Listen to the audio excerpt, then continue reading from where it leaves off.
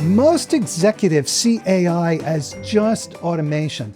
That's wrong and explains why their AI strategies fail.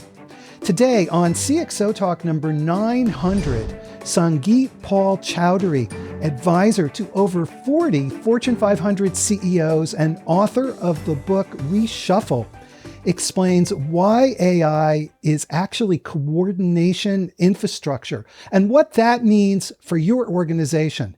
I'm Michael Krigsman. Let's get into it. There's a lot of hype about AI at the moment, and there's some fairly consistent patterns that we see in how strategy and systems change when new technologies come in. And when we're in the midst of hype, we sort of miss that whole understanding exactly how some of these things will play out. So the reason I wrote Reshuffle was to kind of extract us away from how we think about AI in terms of the hype today, but really to think about how enduring change happens because of new technologies. And that's really what inspired me to kind of bring this book together. Your book describes a different paradigm or a different way of looking at AI. So tell us about that. I work with a lot of executives, and when they say that they're implementing AI or they're thinking about AI, they typically mean that they're automating tasks, they're automating workflows in their organization, they're deploying technology towards automation.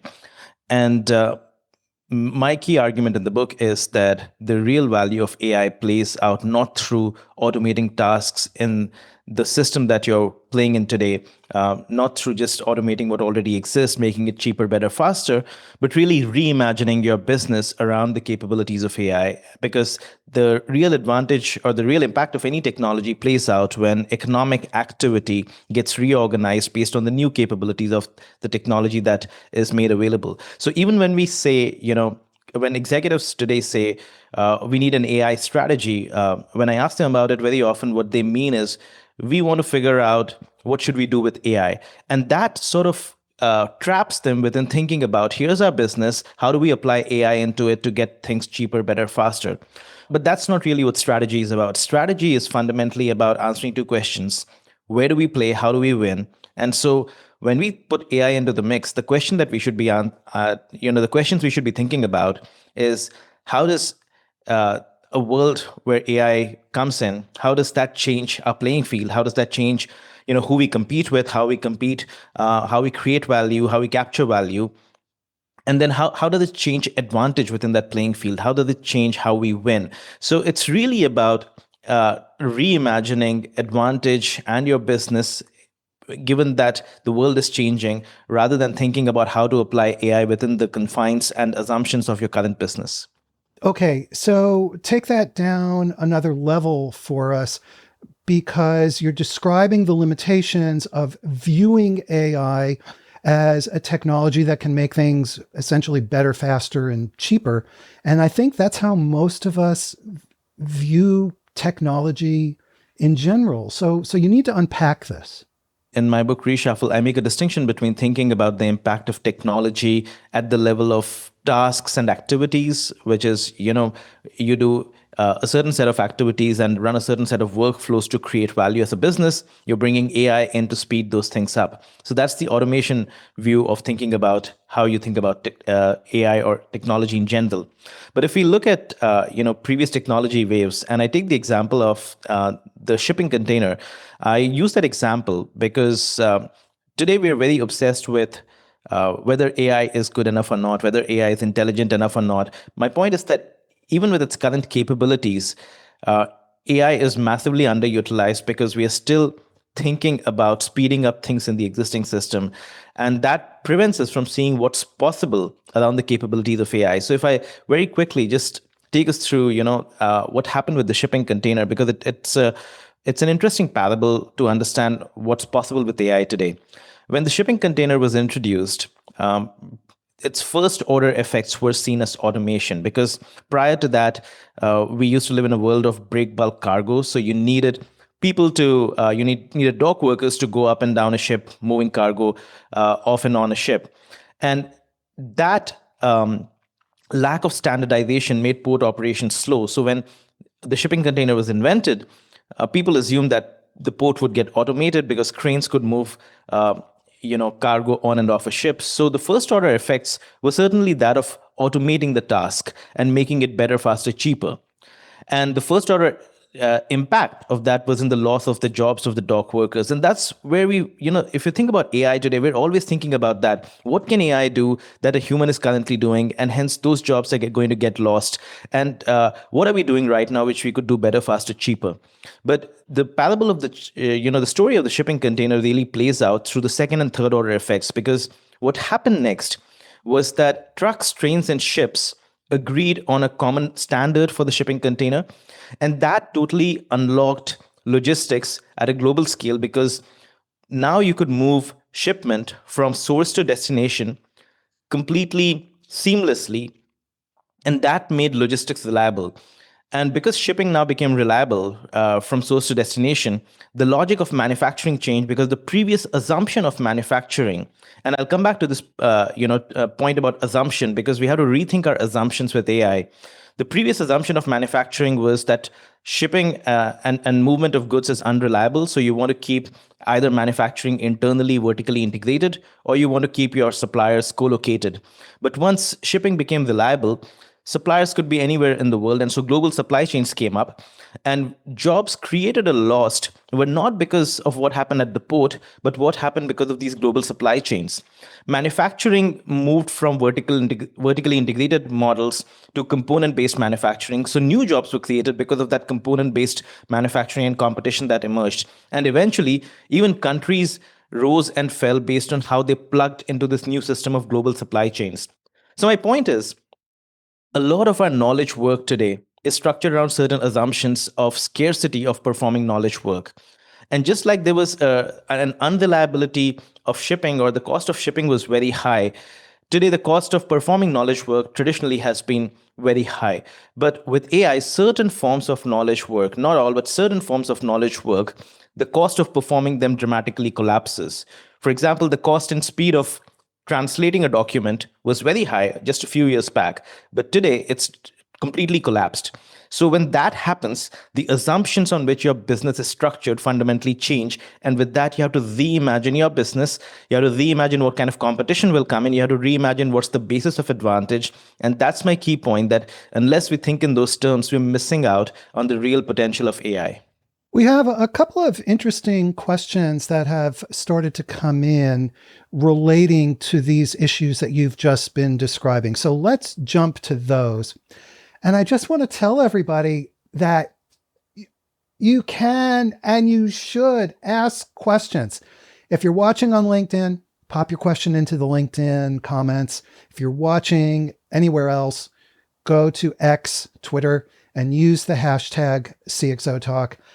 I urge you, take advantage of this. When else can you ask Sangeet Paul Choudary pretty much whatever you want? So take advantage of it.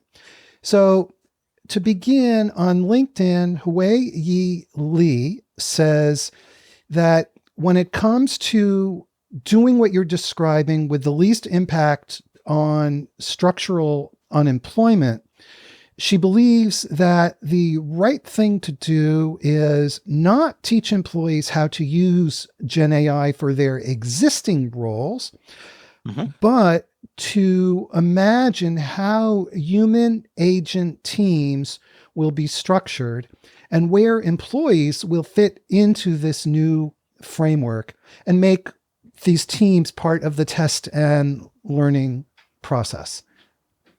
How far off is she? She's asking. Learning how to use AI is important, but it's table stakes. It's not going to give you an advantage. It's just going to help you run. It's not going to tell you where to run. And so you're not going to get anywhere just by learning how to use AI. So this whole, adage of AI won't take your job, but someone using AI will, is grossly incorrect, because it sort of forces the listener to assume that adoption of AI, learning how to use Gen AI, is sufficient. The key, I would say there are two or three things that are really important. The first thing that's important is that whether you're an individual thinking about your job or career, whether you're a team leader thinking about your team, whether you're a CEO thinking about your company, you have to think through what is the state of the playing field going to be out there a year from now, 6 months from now, whatever time frame you feel comfortable with, it can't be 5 years because the rate of change of things is too fast. So you have to, let's say, take a year from now. What's the state of the playing field going to be, and what in that, given those assumptions, what's going to give you advantage? So you have to use some level of foresight, even as an individual, in planning your career. That's the only way you can have agency in a time of rapid change. So the first thing is apply some foresight. Think about what the future map is going to look like and where you're going to play over there, how you're going to win. Make some bets, and then start executing, start moving in that direction. And as you move in that direction, you'll learn what's working, what's not working, which of those bets were made sense or did not, and maybe the models will improve and some of those bets no longer hold. So keep updating your bets and your map on the basis of that. But if you don't have a vision, if you don't have some stake in the ground that this is what my game is going to look like, whether I'm an individual or the team member, and this is how my team will fit in the organization at that point, unless you have that stake in the ground, you don't have any thesis that you're testing and updating and validating as you move forward. So that's the first thing I would say. The second thing that's important is that we very often think about this duality of automation and augmentation, and we feel that automation is a bad thing for humans. Augmentation is good because it's helping you get better. But there's a fallacy over there, because augmentation is not inherently good. Automation means the human effort gets substituted on a task. Augmentation means that it gets complemented.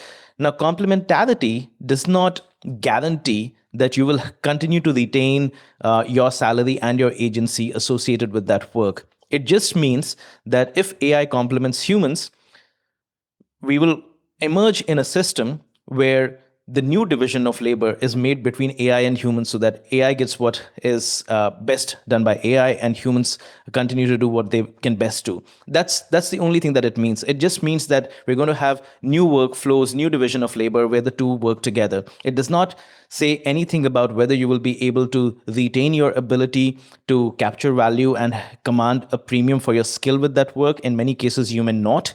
And it absolutely doesn't say anything about whether you will have the agency that you enjoy today. So the second thing that I would say is that don't assume that just because in your job you're starting to see higher productivity because you're using AI, that is always going to be a good thing 3, 6, 9 months from now. You have to always be aware of the fact that there's a new division of labor that's going to come, and that's the whole idea of a reshuffle in this instance. And so the final thing that I'll just point out over here is that somewhere in the question there was this point about should we be looking for guidance and direction from how the organization is thinking about implementing this new division of labor, etc. I think that there's never been a more important time than today to have agency over our career choices, over how we want to move forward.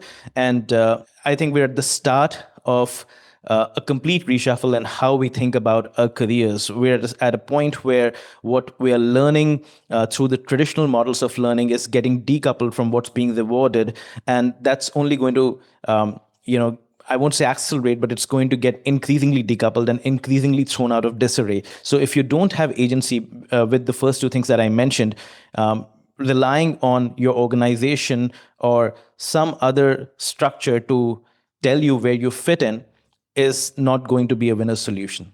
How do you recommend that business and technology leaders develop that broader perspective that you're describing and that vision when they don't know what's coming down the pike? And we have a question relating to this from Twitter, and this is from Anthony Scriffignano, who's been a guest on, he's a great data scientist. He's been a guest on CXOTalk a number of times. And he says this: what are the blind spots that you see in the more mature organizations that lead as you're suggesting? The two questions are related, but they're slightly distinct. So I'll just talk about the first thing. How do you think about these issues? So there are certain clear ways and clear structures on how you think about it, which I explain as the framework for how you see the reshuffle. So the first thing is that technology always moves value. value does not stay exactly where it was today. So the first thing that you want to think about is, what are the assumptions on which my work and my business is based, and what are those assumptions of associated with value. So typically, when I say assumptions associated with value, it's about on what is the assumption about how I differentiate myself versus competitors, and what's the assumption about what helps me capture that premium against my competitors. So a lot of knowledge work, as I mentioned, was structured on the assumption that access to talent is expensive, and hence access to performance of knowledge work is expensive. But if that performance of knowledge work becomes cheap, then suddenly that assumption changes. A second set of assumptions related to this is that traditionally, um, knowledge was very siloed, in the sense that if you had really good knowledge about chemistry, you would have that trapped inside certain industries. If you had really good knowledge about energy cells, you'd have trapped that inside certain industries. But with AI coming in, it's possible to now package that knowledge and make it available beyond industry boundaries. And that has implications both for firms and individuals, because as individuals, we were siloed to the training and career path that we had. And today we could potentially access knowledge that we would never have had access to. If we had to access it, we would have had to hire a team, and that was prohibitively expensive for us as individuals. But now you can have a team of agents working on your behalf, getting that knowledge for you, so that you can then figure how to apply it to your work. So the fact, or the assumption that knowledge is no longer that knowledge is tied to a silo starts going away as well. So when these assumptions change, my key point is, and it's not just these two assumptions, they're illustrative, but when these assumptions change, alongside that, what happens is that value used to be tied to these assumptions. So when the assumptions change, value moves somewhere else. When value moves somewhere else, you have to think about, what's going to be newly valuable. And hence, in order to capture that, what should I be doing? Should I be changing what I do completely and moving to a different part of the value chain in order to go there? How do I differentiate myself if if I've never played in that part of the value chain before? So these are the things that you need to think about. I'll just give a very simple illustration from a previous technological shift. So when digital cameras came, the cost of taking photos went down to zero. And when the cost of taking photos went down to zero, and you were no longer restricted by the capacity of the film, the value of storage initially, and storing and tagging your photos became more valuable. So, Flickr had a good valuation. Then sharing of photos became more valuable. So Instagram got a good valuation. But my point is that it was not that Kodak did not become digital. Kodak was the number one digital camera manufacturer and seller in the US in 2006, and then went bankrupt in 2011. But that was because value was no longer in digital cameras or in selling cameras. Neither was it in managing and printing photos. It was in sharing photos. And so Kodak saw that value was moving, but it couldn't do anything about it. On the other hand, Fujifilm saw that value was moving, and it realized that its business had always been about chemistry, about chemicals. And photos just happened to be a way to make money with those chemicals. So then it took the same capabilities and moved to other playing fields. It took the same capabilities, moved into pharmaceuticals, moved into cosmetics, and essentially used its capabilities in chemistry to start making money over there, and survived that whole shift very well. So that's my key point, that you need to think about the new playing field. You need to think about whether you'll go for new capabilities, leverage your capabilities to another playing field. You need to think about these aspects, even whether as an individual or even as somebody managing your own career. So this is from Arslan Khan. He says, AI requires imagination and reimagination of the entire organization. And here's the crux. If a CXO reached the C-suite without AI, why should they care? Are there organizational existence issues, but CXOs don't last in their position that long?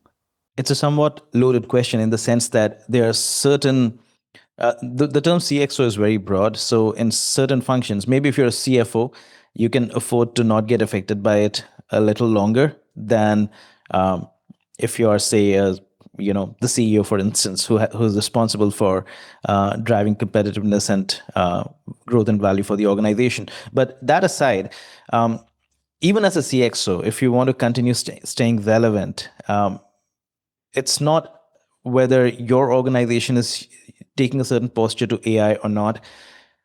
the entire playing field is shifting. So within 4 to 5 years, when AI or any technological shift, but more so with AI because the rate of change and the impact is more widespread than a lot of previous technological shifts. When the playing field constantly changes, the way companies compete change. When the way companies compete changes, the capabilities they value change. And so the point is not that you should be learning how to use AI. Maybe you should, maybe you shouldn't. That should be subservient to the question of which capabilities are going to be valued going forward, and will I continue to have those capabilities? The capabilities I have today, will they still be valued when the way companies compete in my industry will fundamentally change? So whether you're a CXO or not, the value of experience as crystallized knowledge will always stay, but the value of experience as the ability to just understand a lot of what you've talked, just understand domain knowledge, is going to collapse dramatically. Instead, you'll need to have the ability to complement your crystallized knowledge with constantly learning new domain knowledge based on how the playing field is changing. So if you're a CXO and you're thinking of retirement, maybe that's different. But if you're a CXO and you want to continue working somewhere else, in order to be relevant, your capabilities should still be valued. And so it's less about learn AI and become AI literate. It's more about build a very clear lens of what's going to be valuable. How is the changing playing field going to change my job or my role, or the capabilities that I have, will they increase in value or decrease in value? Those are things that you need to think about. So if I can paraphrase what you just said, if a company or an individual does not expand their skills and broaden their perspective on how AI will affect the roles, company, markets, and so forth, then they're basically screwed.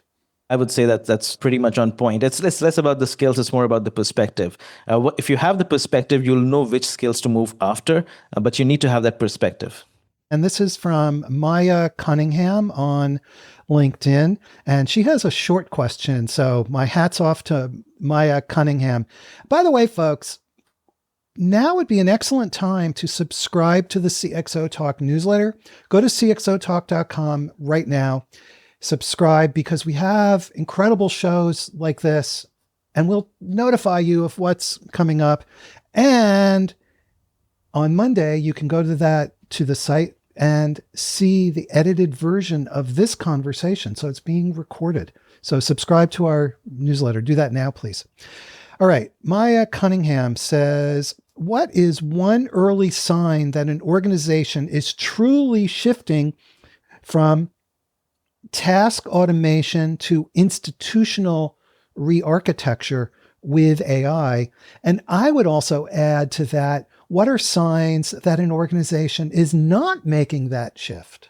There are some leading indicators in terms of the types of directives that are being passed along internally. So let's take a simple example. AI can be used to accomplish work faster, better, cheaper, yes. But AI can be used to redesign work as well, reorganize work as well. So even before we talk about institutional redesign, think about the average team inside an organization. Are they thinking about how to use AI to speed up tasks? Are they mapping out their tasks on a whiteboard and saying, here's how our tasks flow, and here's where we can use AI and move things faster, and instead of 10 days, we'll do it in 3 days? Or are they looking at their flow of tasks and asking themselves, why does that flow exist? Because a workflow looks like a sequence of tasks, but a workflow is structured around a constraint in the system. A workflow is set up to solve a problem for the larger organization.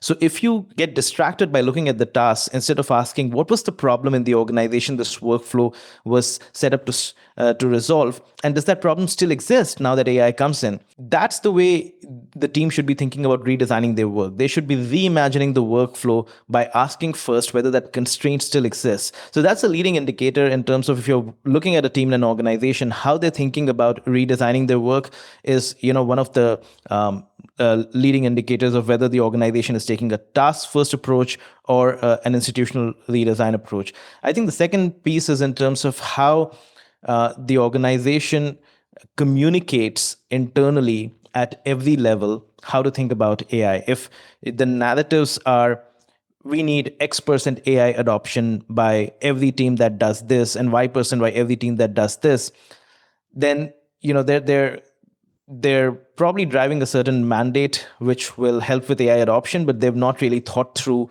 why. And if instead the CEO has taken a has made it a point to reimagine the future posture of the business, and given that, has asked his directives to think about what that means for their business units, and they have in turn asked their teams to think about what that means for their team, it has to be bidirectional. And it has to, you need to have a constantly learning organization. It cannot be top down. It cannot be localized. If everybody is constantly thinking about, given everything that's happening in our industry, what does that mean for my team a year from now? Will my team still have the power it does in the organizational structure, or does it need to rethink what it does? If they're thinking in that way, if they're thinking with foresight and future first and working back from it, then they are on the path of institutional redesign. Kristen Wilson on Twitter asks another short question. So thank you to Kristen for this, and a really interesting one. What can legacy companies learn from startups and vice versa when it comes to AI strategy?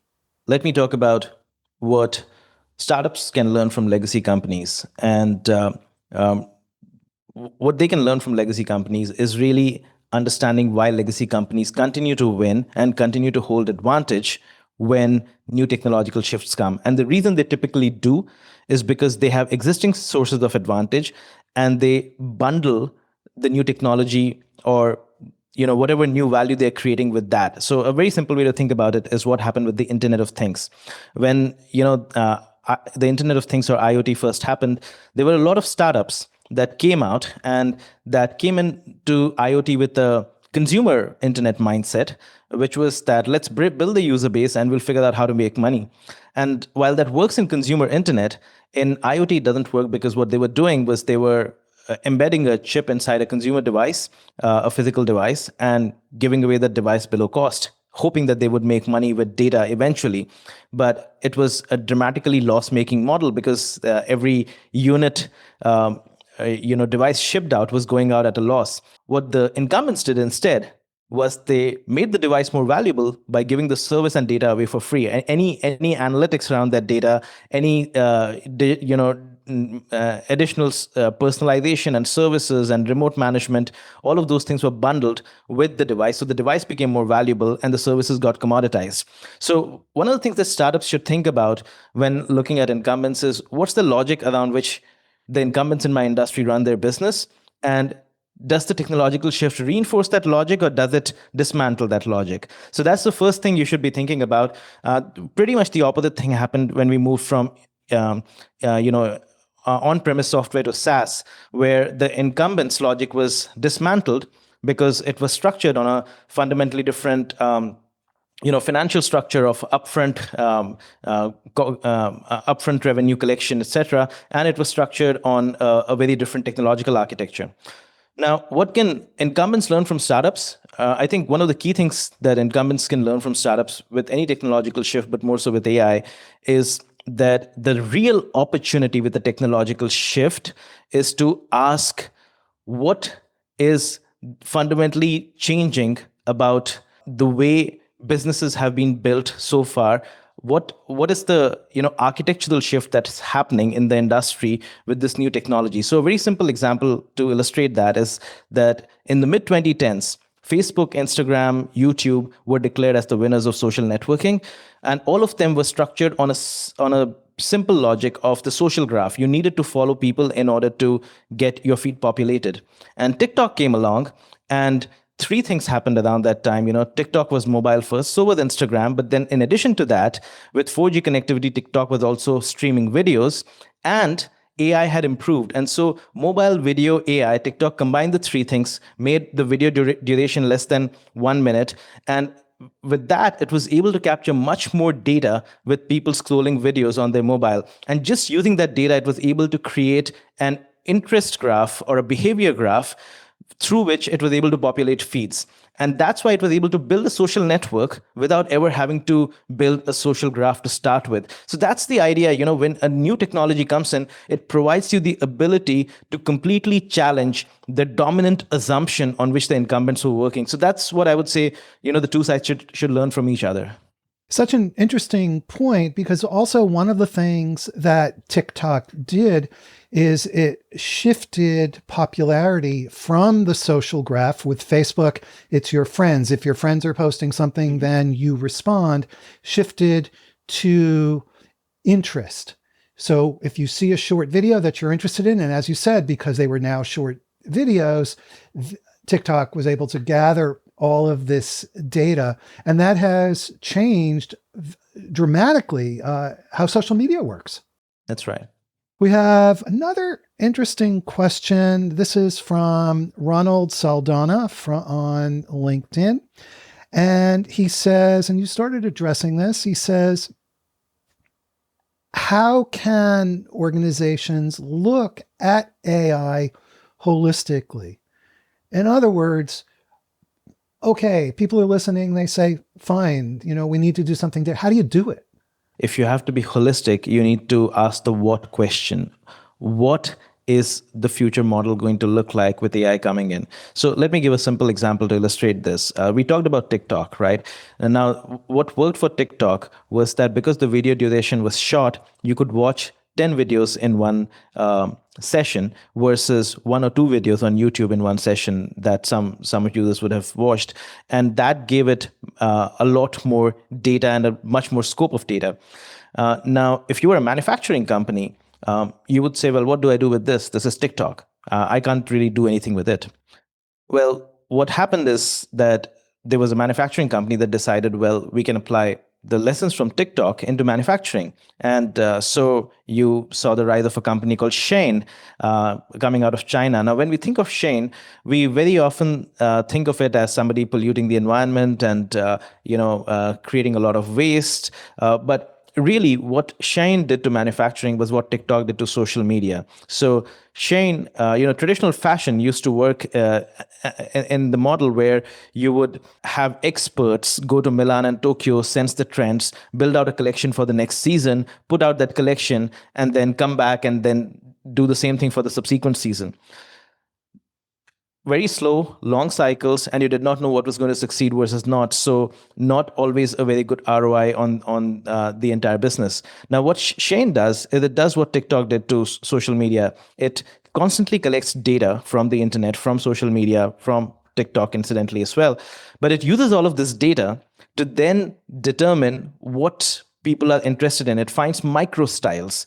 And so it's again learning in small batches. It creates these micro styles. Based on that, it creates new designs very quickly.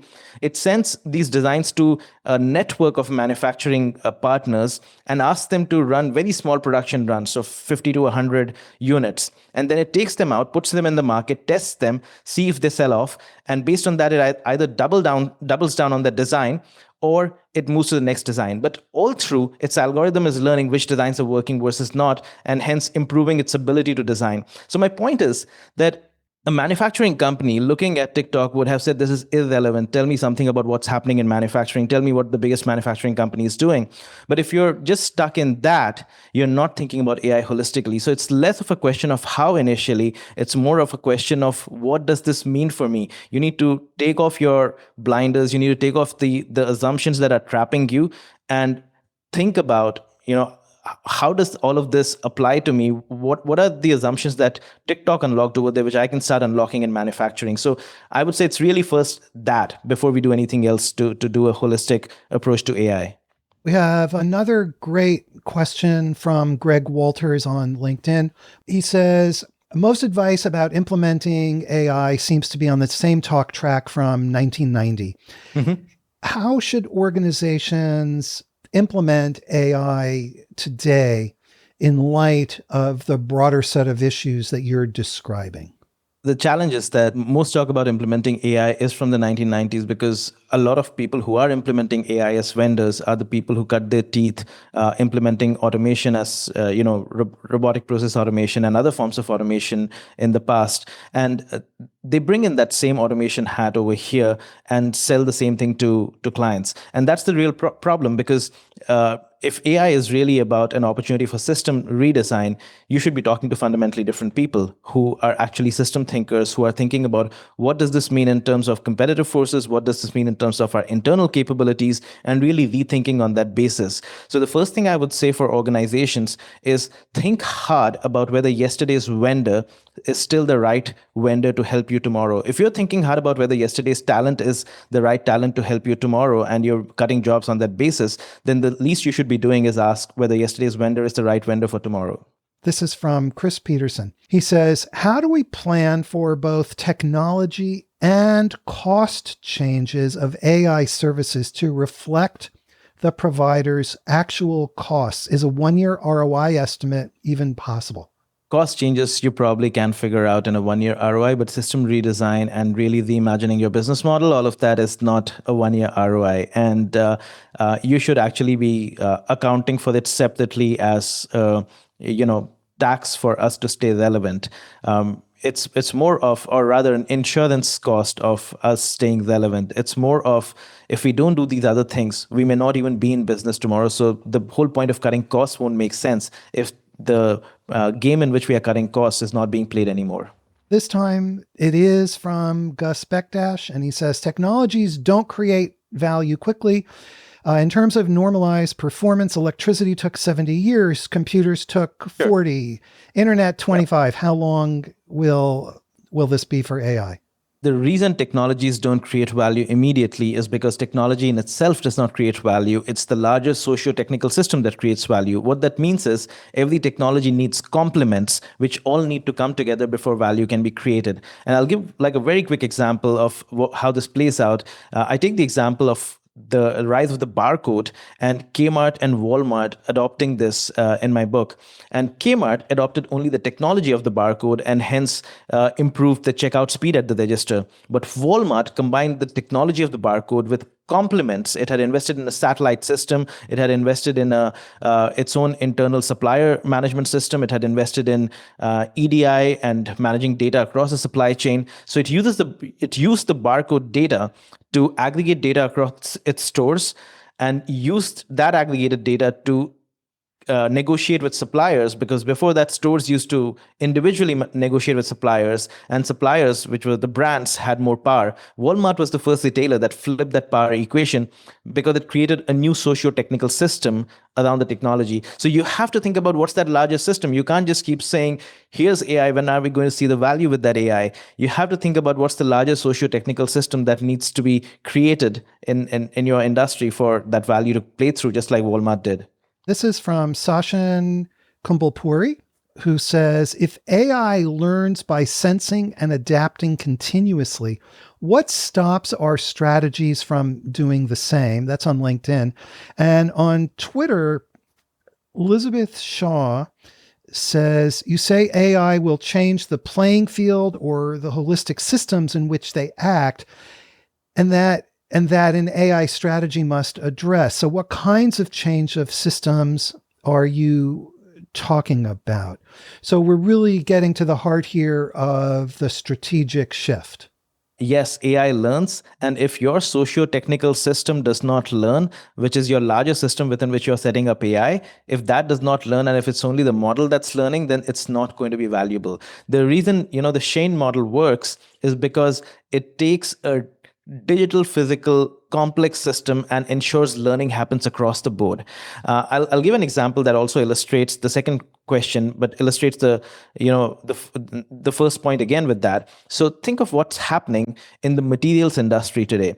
Materials industry are plastics, rubber, all of these different industries. And in these industries, traditionally, what was scarce was the ability to come up with a new formula that you could patent. And then on that formula, you created a material which could then be used in cars and doors, etc. With AI, new formulas can be created much faster. So the constraint around lab testing and all of that goes down. But whether that formula fits the end use case and whether it's valid and whether it's validated, that becomes a new constraint. And in order to solve it, labs, production lines, and end channels need to work together to keep testing, gathering data from the market, and keep reinforming the labs and the production lines on that basis. Just like Shein does, it learns from the market and then it improves its future run. So as a whole industry, these industries will have to change to bring back to the first question, that whole learning cycle in. And in order to link it back to the second question, what we're seeing is the reason you need the learning cycle is because the playing field has changed. Creating that initial compound is not expensive anymore. What happens when the cost of creating compounds goes down is you see patent trolls, because anybody can use AI to generate compounds, file patents, sit on that. But those patents become useful only if they can be applied to a certain end use case for which you need to learn at an industry-wide scale. So that's the thing. You cannot, in a world of AI, you simply cannot say that the learning will happen in the model. Every single part of the socio-technical system, every single part of the industrial system will have to learn in order to stay competitive. So you're not optimizing just for that technology, you're optimizing the broader system, where that technology fits in your organization, all of its capabilities and so forth. You're actually redesigning the system so that it can learn, because the traditional manufacturing system cannot learn. But when Shein redesigns it so that it takes a small batch, tests it in the market, and then on that basis updates its algorithm about which design worked and which did not, that's how the system is learning, by redesigning first. On LinkedIn, Sufyan Ben Sabur says, where should AI not be applied? Does everything look like a nail, or, are we trying to boil the ocean? So when do we apply and when don't we apply AI? AI should not be applied whether it should not be applied. What I mean by that is you should never start with AI to start figuring out whether it should be applied or not. You should try to understand, given not just AI, but everything. Think about all the forces shaping your industrial playing field, right? AI, tariffs, globalization, everything that's happening. How is that changing how your industry will work a year from now? And how are the boundaries of your industry changing? So that's why I use the word playing field. How is that changing where you play and how you create advantage? Start over there, because AI is one of the ingredients, even though a very important ingredient. It's one of the ingredients shaping that. Once you figure out what's changing, you have to figure out what your future posture looks like. And then on that basis, you have to ask yourself, well, which capabilities will we value if we become that? If we become a learning materials company versus just a compound creating company, what new capabilities will we value? And so on that basis, you then start to think about, if these are the new capabilities, which of these can AI help me with? So you have to really work backwards. You can't just take AI and say, we're going to start applying AI because everybody else is. I mean, that's again, it's a bit like you want to run around. You want to run from one corner of the US to the other, but you're just hitting the gym and you don't have a map of which direction to start running in. So you need to know what you are doing before you start applying AI. In other words, don't just follow the hype. Absolutely. I mean, that's sort of the unsaid subtext to everything. Let's go to another question here. Really, this is a good one. They're all good, but this one, Mayena K. Empoyo says, could we consider AI an accelerator of ecosystems, or the missing link ecosystems had been waiting to rise up to their strategic potential? I'm delighted that he asked this, because as I read your book, I kept thinking about this in terms of ecosystems. So tell us about that. This is a topic close to my heart, because before I started writing about AI and Reshuffle, for the last 10, 15 years, I've talked about ecosystems and platforms, and written a very popular book on that topic, Platform Revolution. Now, the way ecosystems have worked. So what are ecosystems, first of all? Ecosystems are essentially actors with misaligned incentives that have complementary capabilities which need to be brought together so that value can be created. So the whole point of creating, managing an ecosystem is to align the incentives just as the capabilities are already aligned. And so when you're thinking about how you organize an ecosystem together, take the example of the container again, the container shipping example I started with. the whole global logistics ecosystem, trucks, trains, ships, manufacturers, aligned because of standards. They agreed on common standards. They agreed on a unified contract. So that's what I typically think of as coordination, which starts with consensus. You need consensus between the players to align them, and then the coordination starts. Now, in the case of AI today, I believe there's an opportunity to start coordinating and aligning the ecosystem even without consensus, because AI can take information from various players, even unstructured information, and make sense from it and use that to then guide decisions and actions between different players. A very simple way to think about it is that when you book a trip, you get your flights from one place, you get your hotel booking from one place, you have your itinerary on a spreadsheet, and then you manage your activity somewhere else in your email.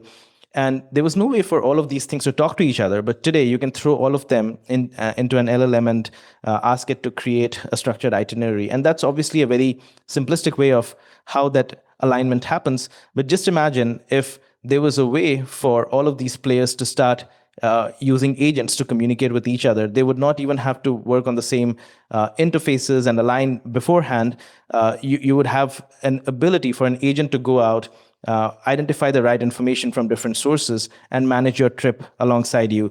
And so that's the idea of a coordination without consensus. Once enough consumers or once enough demand is aggregated, because this coordination without consensus has happened, then the consensus can come in place. So the primary way I believe that AI will change how ecosystems work is that it will not have to wait for consensus before coordination can happen. And so a significant part of the economy where coordination is broken because that consensus is difficult, we will probably see solutions coming in over there. Let's talk about jobs. Describe the division of labor between AI and people and the implications. There are 2 or 3 things that we need to think about over here. So the first thing is that when people say AI won't take your job, but someone using AI will, that's a complete fallacy, because it assumes that substitution of labor is a bad thing and complementarity is always a good thing. Now, we've obviously seen in the case of Uber drivers that the drivers who used to work before Uber came about, the London cabbies and so on, they did not benefit from complementarity, because once Google Maps came in, mapping helped the less experienced drivers get access to the same pay and reduce the pay of the more experienced drivers. So in general, complementarity can actually reduce your pay while retaining your job. So complementarity is not always a good thing.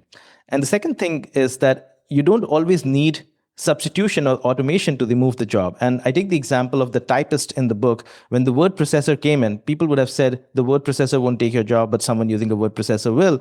And typists would have tried to figure out how to learn how to use a word processor. But what that confuses is, again, what I talked about. It focuses on the task. It assumes that the typist's job exists because of the task of typing, but that's not really true. The typist's job existed because of the constraint in the system, which was that before the word processor, managing edits on a document was very expensive. And so the value of typing or good typing was higher because it reduced the cost of edits. Now, the moment the cost of edits collapsed to zero, go back to the point, if the assumption changes, the job goes away. In this case, the job of the typist went away because suddenly inefficient typing was not expensive. Anybody could type with a word processor. And today, the task of typing never got automated, but the job of the typist went away. So my point is, complementarity is not always good, and substitution is not always the only reason for jobs to go away. So we had to think about this a little more, with a lot more nuance. And the one thing that I would say we need to think about is stop thinking about your jobs or jobs in general in terms of tasks and what AI can do to the task. Because if you think of it in terms of tasks, you'll always say, what can AI not do today? And I'll start doing that. Now, the 2 fallacies with that it assumes AI will not improve, and it assumes the system will not change. And both those assumptions are wrong. So focusing on tasks and trying to reskill based on the tasks is actually a fallacy. What you should be doing instead is focus on the constraint. And the constraint is important over here because when AI improves execution, everybody goes into this execution mode. Everybody's vibe coding, vibe marketing. They're just executing without thinking about anything. The value shifts to whoever can manage the constraint. And I'll give another example over here. Think of the anesthesiologist. I mentioned that in the book. An anesthesiologist, every single task he performs in the operating room is performed by a machine. It's automated. He's managing the machines. But the reason he's paid extra high is not because he's a really good machine manager, but because he manages the risk in the room of ensuring that the right amount of anesthesia is going out at the right point to the patient. And so a very common constraint that commands a lot of value is risk. If you can manage the risk in the system, you can command a lot of value. The final point I will say, and I'm not saying risk is the only constraint, I'm just saying don't look at the task, look at the constraint. When AI comes in, the old constraint goes away, but new constraints will emerge somewhere else. The final point I will say is that in addition to what we've talked about with AI, if we go back to the Google Maps and Uber example, the pay of the driver did not go down just because more drivers came in. The pay of the driver went down because the pay was now set by an algorithm. In the case of Uber, drivers are now being managed by algorithms. So there's increasingly a distinction between two types of jobs. Above the algorithms job, those, the Uber data scientist who creates those algorithms and is paid very well in equity, and below the algorithm jobs where there's very little agency. And one of my key points in the book is that once AI comes in, it'll have the same effect that Google Maps had on driving. It'll have the same effect on knowledge work, because the more you complement people with AI, some jobs get increasingly hollowed to the bare minimum, and at that point, they become amenable to being allocated by algorithms. They get pushed below the algorithm, and at that point, you don't have agency anymore. Elaborate more on the jobs above and below the algorithm, because there are profound implications for all of us in many different kinds of roles. The first question came in from Hui Yi, I think, and she's followed my book. And once she read the book, she reached out to me saying that in her role, which was paid social and paid programmatic advertising and data analytics as well, a lot of jobs that used to be above the algorithm have increasingly moved below the algorithm, partly because, very sophisticated knowledge workers have constantly worked alongside these algorithms and trained them, so that a lot of the knowledge of allocating that work has gone into the algorithm, and what has remained with the human has pushed them below the algorithm. And so the levels of pay, I hope I'm doing her example justice, but my point is that's a very good example of a knowledge work that 5 years back was valued really well, but in the meantime, the workers were training the algorithm, and work that they were left with went below the algorithm. The agency went away from them and into the algorithm. And this increasingly will happen with AI coming in, because the issue is not whether AI can perform a task or not, and whether you have any tasks left to perform or not. The issue is whether it takes away so much from your work. It standardizes your work to such an extent that you become very commoditized. Anybody working alongside AI can suddenly deliver the output that you do. And there have been many studies over the past 2 to 3 years which show that less skilled workers, when complemented by AI, are able to move and deliver much better output than higher skilled workers when complemented by AI, which essentially means that even though AI helps everybody, it leads to a flattening across the board. It leads to less of a divergence between high skilled workers and less skilled workers, which compresses the skill premium. But then the more they get complemented by AI, the more the work that they are left with, which is uniquely performed by them and not by their peers, gradually starts shrinking. And if it reaches a point where, like a delivery worker today is not doing anything which involves tacit knowledge, because Google Maps is doing the navigation for them, when it reaches that point where all the differentiated work has been absorbed into the complementary technology, then you get pushed below the algorithm. What advice can you offer to individuals, to all of us in our careers, to address this? Very fast, please. don't get into thinking about new skills without first thinking about what's the new system, because everybody is on this reskilling treadmill, but they don't really know what they're reskilling towards. So think about what is going to be valuable in the future and think about how you can reskill towards capturing that value. But if you don't think about the future system, then you might just be reskilling in the wrong direction. Most people have no idea how to think about a future system. That's why we focus on skills. So what do we do?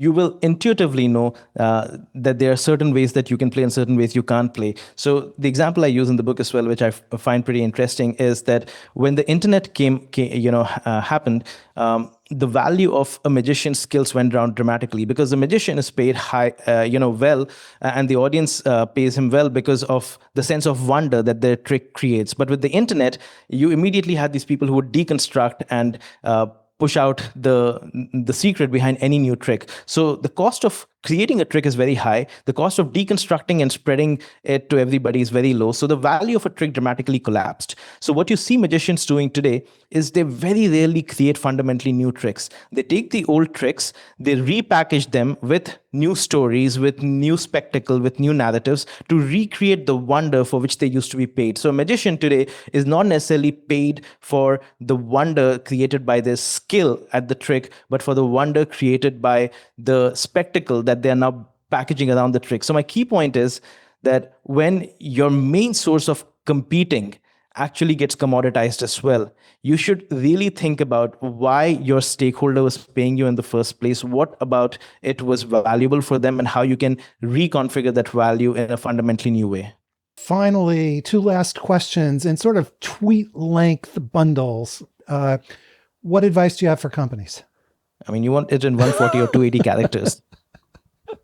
Well, really, it can be don't Go ahead. Don't look inside your company to figure out what to do with AI. Don't look at what you're doing today to figure out what to do with AI. Think about how AI will change your playing field and how it will change what advantage looks like. That will tell you what the new competitors are going to look like. That will tell you what new industries you're going to have to enter, compete in, etc. That'll tell you which capabilities will be valuable in the future. So the more inward focused you are in a world of constant change, it's not about AI, but in a world of constant change, the more you focus inward and you say, this is what our core competency is, the more you are blinded to the opportunity that lies out there. And finally, what advice do you have for government policymakers and regulators?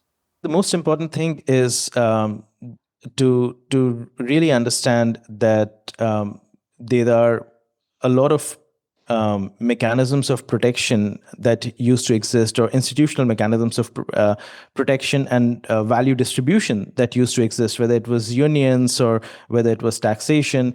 I'm not saying that those are all very efficient mechanisms, but what all these players need to understand is that the rate at which those institutions move is, a fraction and a very tiny fraction of the rate at which innovation moves.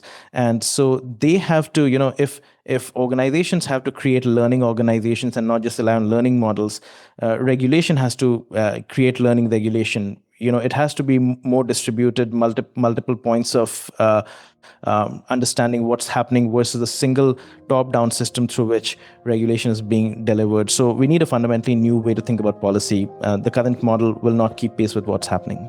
All right. Well, this has been a very action-packed episode. An enormous thank you to Sangeet Paul Choudary. He's advisor to over 40 Fortune 500 CEOs, and he's written this new book called Reshuffle. Sangeet, thank you so much for being here with us today. Thank you so much. This was so much fun. Thank you. And a huge thank you to everybody who participated. Your questions, as always, you guys are amazing. Your questions are great. Before you go, subscribe to the CXOTalk newsletter and connect with Sangeet and with me on LinkedIn. Thank you so much, everybody. We have incredible shows coming up. We'll see you again next time. Have a great day.